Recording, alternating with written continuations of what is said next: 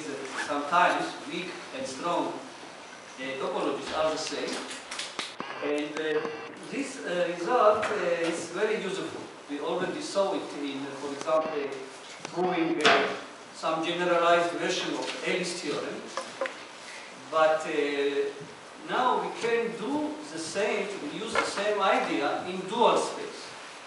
So, I mean, in this theorem, second theorem, say, we have weak and node. And we used what kind of trick here? Just fragmentability. So we have, say, for simplicity, look at one orbit dynamical system, for simplicity just. And using fragmentability, you can cut small piece and transport it into a suitable neighborhood in order to check that have the continuity in the needed direction, in order to ensure that there is coincidence of two topologies, two comparable topologies.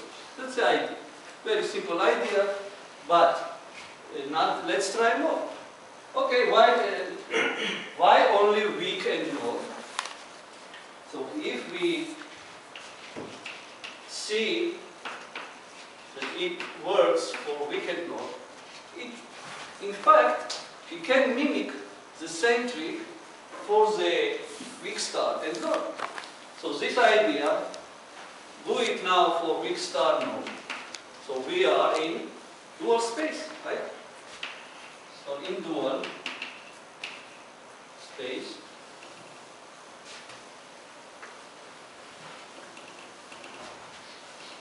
okay, now let's check our homeworks. But what we know about dual Banach spaces, when in dual Banach spaces, for bounded subsets, we have fragmentability, weak star with node. You remember, right? So Aspen spaces. So immediately we get the idea to involve here Aspen Banach spaces. So we know again, Aspen Banach spaces, there are exactly Banach spaces such that bounded subsets are weak star and node fragment. So apply the same idea word by word, and what you get here, that is theorem. If you start with some, okay, the formulation is, in fact we have two cases. One, immediately we get it from this trick, I mean the third theorem. If you have Aspen space, for arbitrary subgroup of isometric group, the dual action will be non-continuous. Why?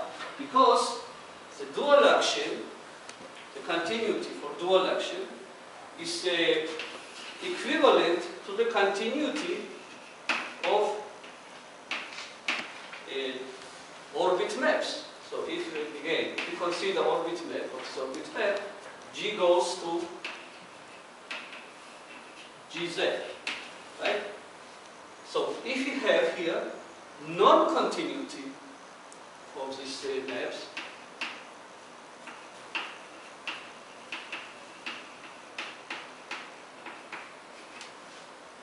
and you remember that G is a part of isometric group, some bounded group. So non-continuity is the same as just continuity of the dual action with respect to normal. So we are speaking about the norm. Again, simple. Right, we start and here put norm topology. Okay? So in this way we get by the same trick very nice corollary. Okay, just I should mention here that we can do even more for every not necessarily bounded actions, but some group which acts, say we have some action, if V is Aspen, now not necessarily G is an isometric group, but action as you wish, just our requirement is that this action is linear and continuous, non-continuous. Continuous, linear action. Then the corresponding corresponding dual action will be non-continuous. Non-continuous. Okay? In this case, let's generalize, say some general principle. Let's say that our Banach space satisfies a joint continuity property if anytime you have some continuous group action, topological group action, the corresponding dual action is again non-continuous. So we can formulate this result by this way: that absolute spaces have, absolute Banach spaces have a joint continuity property. Or we will use it below. Just at this moment, let me very shortly, because I need time for other applications, that this property is quite good property, is not so easy to see in general. For example, CK spaces, the continuity in most cases will be destroyed immediately. And some other cases, I put it here, even if you have here, what we have here, if you have compact group, circle group, acting on C of t by regular way, the corresponding dual action will be discontinuous. Okay. About Helmers theorem. What is Helmers theorem? One of the questions many years ago, but some period it was open question that is it true that every Wickler-Periodic function on a topological group is both left and right uniformly continuous? So the answer is yes, and it's Helmer and maybe some other people, but as I think originally comes from, the solution comes from Helmer.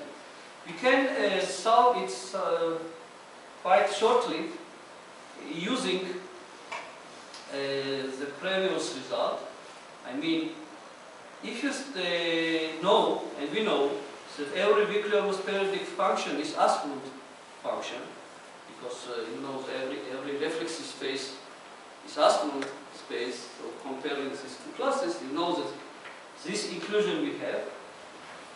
Now, of course, it will be stronger results than Helmer result if you show that even, not only Wickler-Periodic, but even every absolute space is uniformly continuous, right?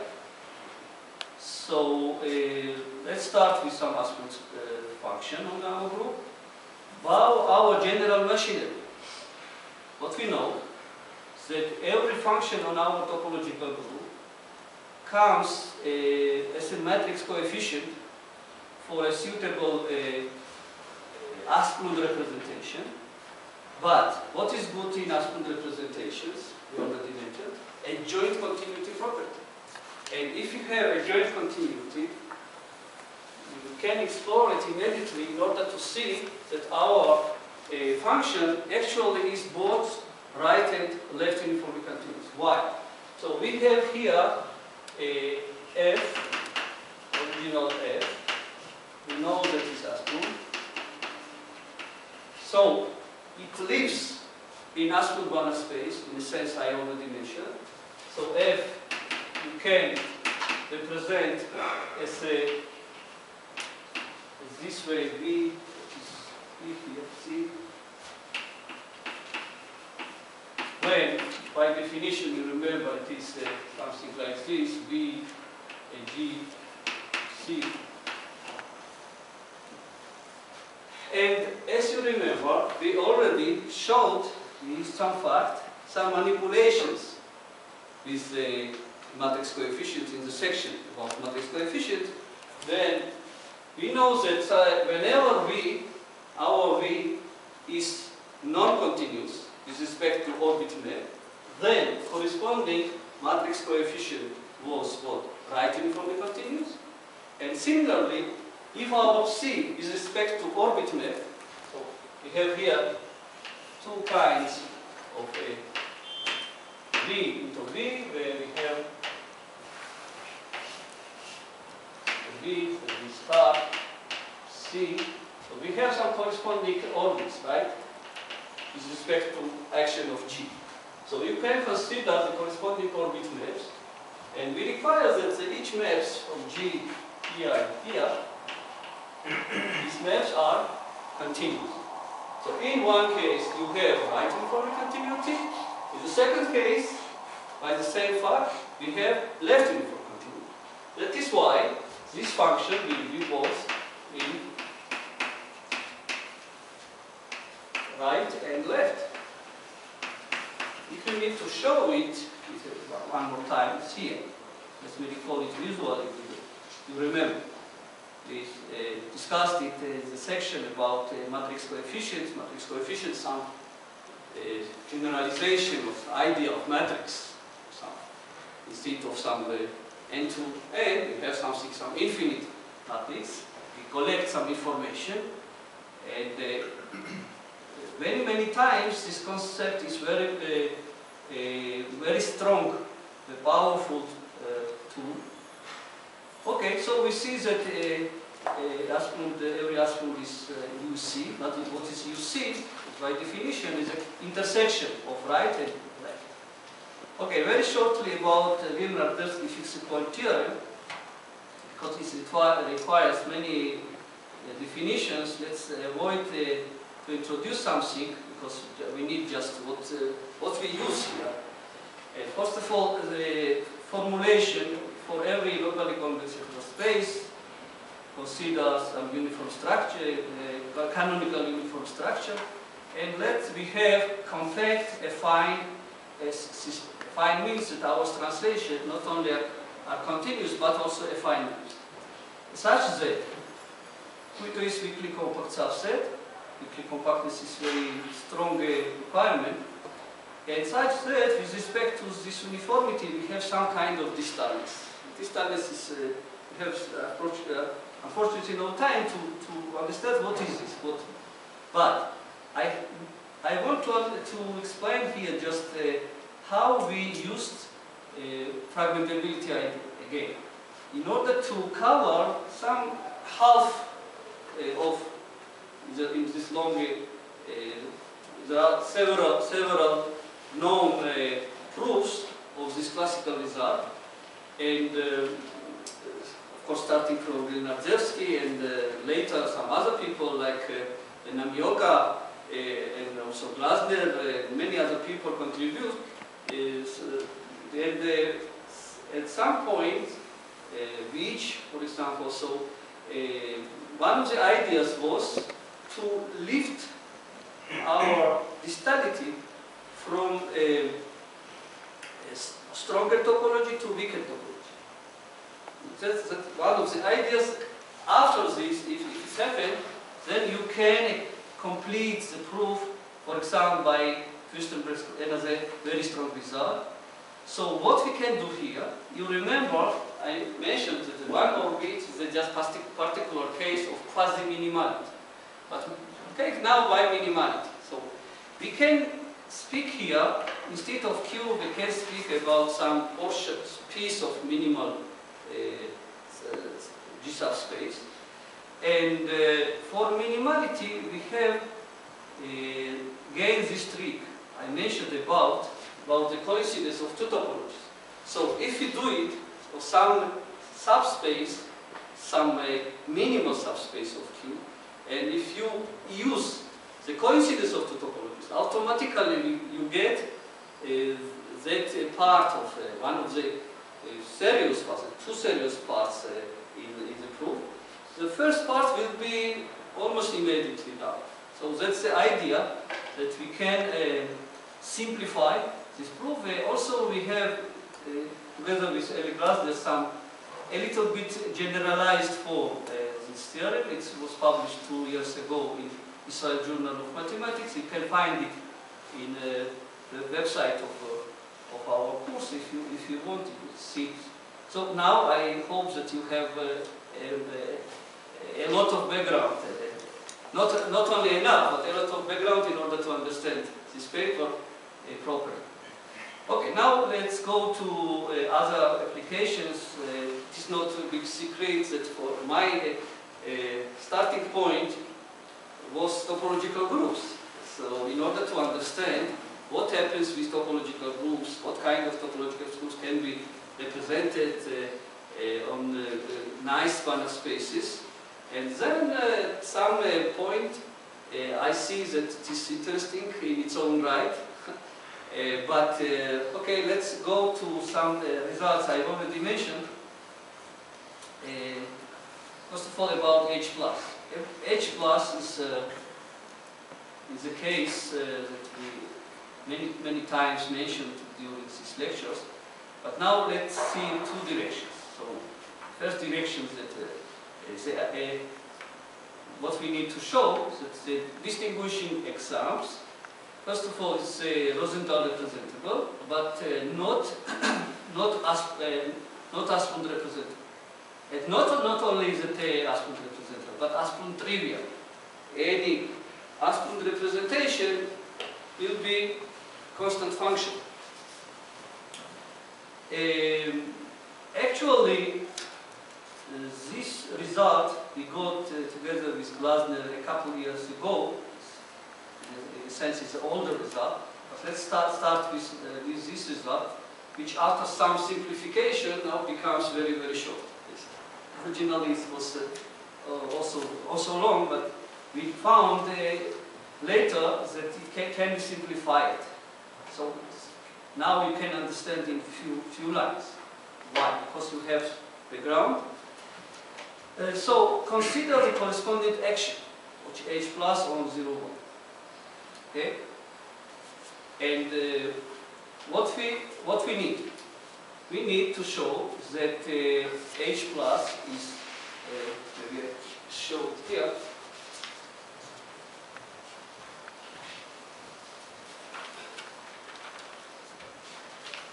So here, what we need to show is that H plus 0, 1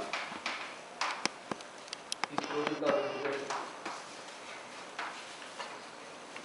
And our general approach suggests us go to some action. In order to understand topological group, you should look, we'll be looking for some good actions.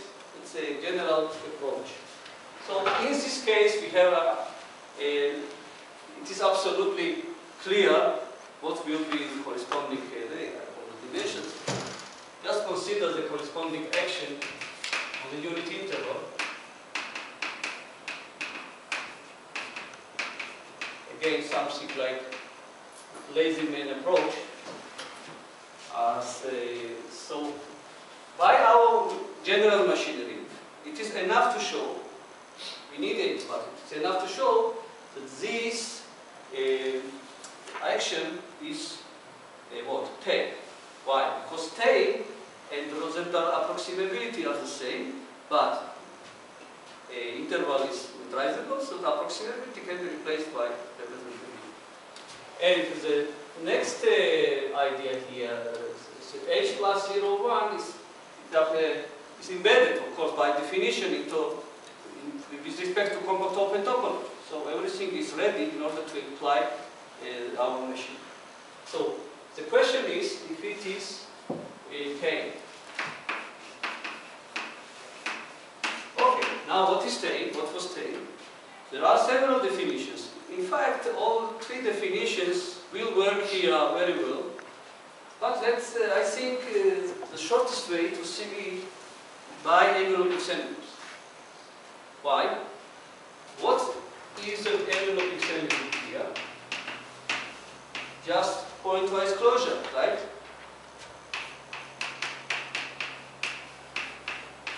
So our enveloping semicolon of this section. So imagine we have all possible increasing homeomorphisms, right? What is H plus 0, 1?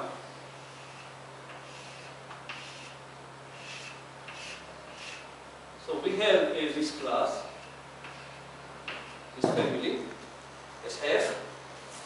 Now the closure. If you go to the closure, then it will be into Helicobot, I already mentioned, of all possible maps, not necessarily continuous now, but okay. Even we can avoid mentioning highly compact, but what is important here, any individual, what was the definition? After all, what is the tail? After definition, what we need to check? Every P from E is a fragmented map, right? But maybe you can answer now why in this situation every P will be fragmented. P,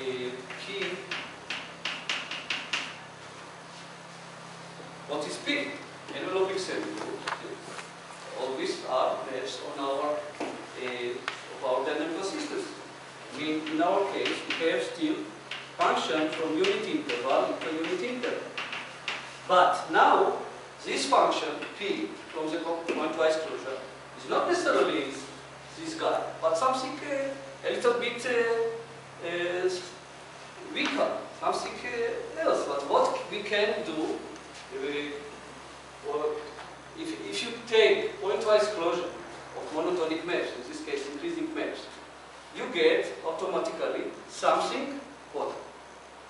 Again, monotonic map, right? But not necessarily continuous. Why? Because you get it as a pointwise closure of some net. In this situation, even sequence. But what is interesting here, P will be a monotonic map, or in fact increasing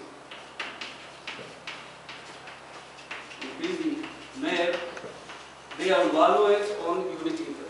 It is basic exercise from analysis that this kind of map, you know this, many maps, is some bare one. Of course, not necessarily continuous now, but it is enough for us. Why? Because bare one, we know that for retrieval of spaces, is just fragmented.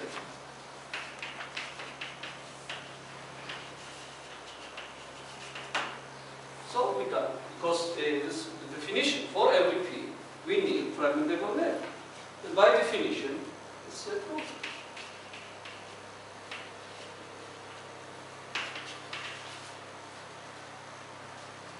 Now, the second so is this true for any group which acts on a compact metric space? The enveloping semigroup consists of bare class 1 functions? I missed first. Is it true for any group of homeomorphisms of monotonic? Yeah. Not monotonic, just compact metric space. The enveloping semigroup consists of bare class 1 functions. No, absolutely not. Because if you are right, then you should prove the formulation will be that everything will be taken. It is not true by our exam. Well, if it acts on compact mathematical. Compact metrizable. What? Compact metrizable space. I don't understand. You have compact metrizable, okay? Even 401 we have exams that it's not true.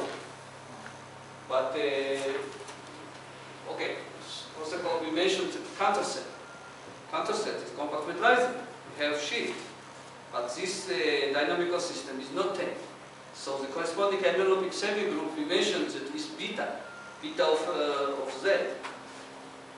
So it is not true that, and also the corresponding individual members are not bare one. So the answer is no. Okay, now go to absolute trivialness of H plus 0. So for absolute case, we have now a positive result, now not only negative, but very negative results. That we have absolutely no chance to separate something, even 2 points or something like that, because every absolute function on this group is constant. Of course, every constant is root in any set. immediate conclusion from this is this guy's G aspirant is I wanted to keep it. So in our situation, G aspirant is trivial. Okay, you remember that. Why? Because Gelfand is a Gelfand space of constants. So let's start just by some notation. So we have our proof. We need to prove that H plus 0, 1 is aspirant trivial. And if it has to trivial, it also what? Reflexive trivial. Understand? Because reflexive spaces is a particular case. In order to see, we use the same group of quantification we already mentioned. Then what's the idea? First of all, we consider UC. What is UC? UC was a uniformly continuous just intersection of right uniformly continuous and left uniformly continuous functions on our group. Okay? G is for simplicity we write G for H plus 0. Okay, it is well known that in order to other classes, some special classes, not only right uniform or left uniform continuous functions, but also this intersection separates points and closed subsets on any topological group. It's very well known. That is why I put here inclusion. So, in fact, we have here not only some compactification, but some inclusion. So, this compactification is proper. Now, we have G asp. Remember that some semigroup compactification where G asp was what? HNS semigroup. Now we have here commutative diagram. We have the unique way we can complete this diagram. Why? Because it is very basic fact from what? Compactification theory. We have two algebras. This algebra. It contains algebra of aspirant functions. And so that's a basic fact of comparing two compactifications, morphism between two compactifications. So we have the usual morphism between two compactifications of G. Now, both of these compactifications, not only on the level of topological spaces, but also G spaces, each one. The compactification of, in sense, G compactifications. I mean, we have actions on G here, on G this one, such that all these continuous functions are equivariant. G compactification. But remember, please, that here we, by no way, we do not require that it's numerical something like this. For us, compactification just dense map into some compact space. Actually, we need to show what we need to show. What is a reformulation of our theory? So we need to show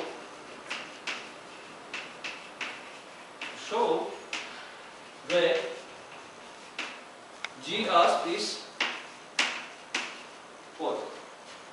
1 point. Simply. Trivial. So in fact, we have here 1 point, but now let's see why it is true. Okay, we need here very interesting